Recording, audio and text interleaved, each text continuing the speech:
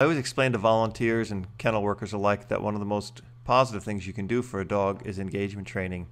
So here's a puppy that was completely out of control inside the kennel that I took out, and you can see he's still pretty much out of control and wild here, but noticing that he has an amazing amount of food drive can build a great deal of engagement. You'll see that in this short video.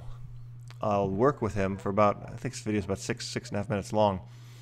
And without cutting away, I just want to show you how I go through this whole system of training, engaging, rewarding, and teaching. So you can see that the basic commands, sit, down, come, and stand as well. We'll touch on that here. So you see a little food between the legs. Dog goes to a down, immediately gets rewarded. Walk away, dog comes, we push him into a down. And what we're doing there is the dog goes into what's called a concertina down. So we put the food between the dog's front legs, and obviously the shoulders go down first. And then when we push the butt down, it gets rewarded for the completion of the down. This is basic engagement here, getting the dog to look at me, focus, not move, not look at the cameraman. Here he looks at a piece of food that fell, and looks at me, gets rewarded again. Here, that's the down, push the butt down. As you'll notice, actually I'm going to show you that once again in slow motion. So here, see the dog takes the food and I just tap his butt down, immediately reward him. Dog engages, push, little butt down.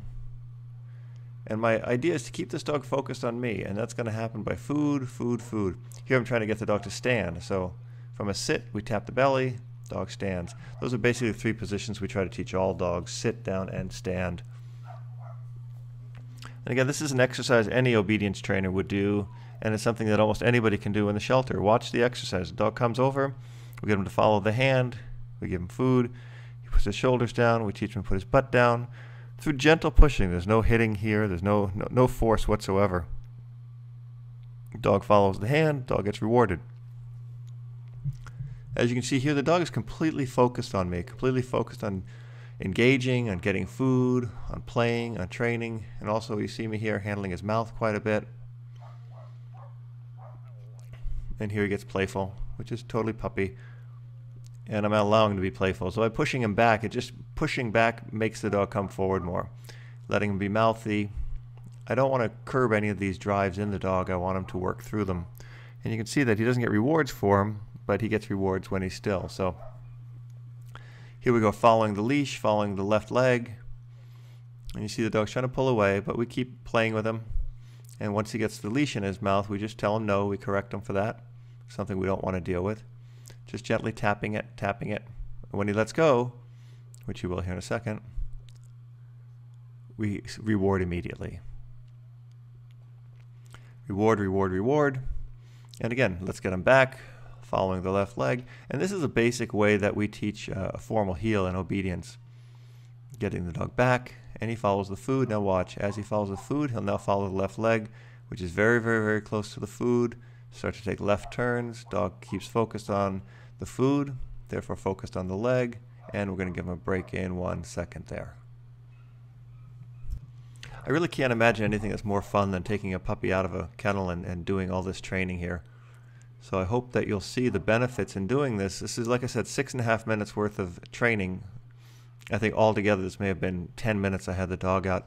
But how much more beneficial is this for this dog than taking him on a half-hour walk and getting nothing out of it? Because this dog on a walk would just pull and be destructive and annoying. Where here, he's actually learning. He engages, he gets rewards. And look at him go here. He's back to playing, back to sitting, obedience.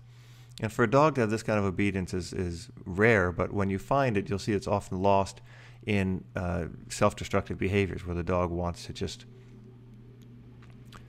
jump around a kennel or jump around a yard and play with something or tear something apart. And shifting that energy, focusing that energy into playing, into training, into interacting with a human. There we go, he tried to get away, just step on a leash and immediately reward again.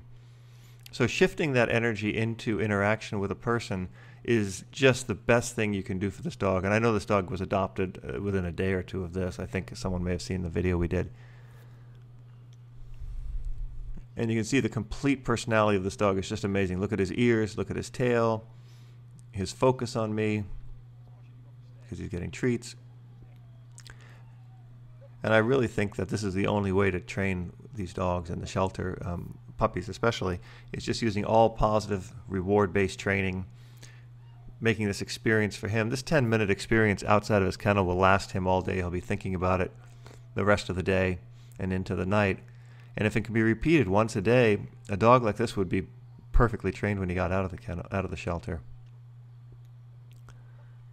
So just watch a few more minutes of this.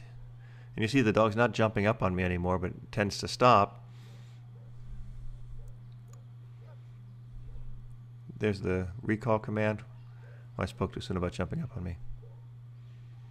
But you see he stops immediately. And here we go again. Perfect sit, perfect recall, or as we call it, a come command. Hup.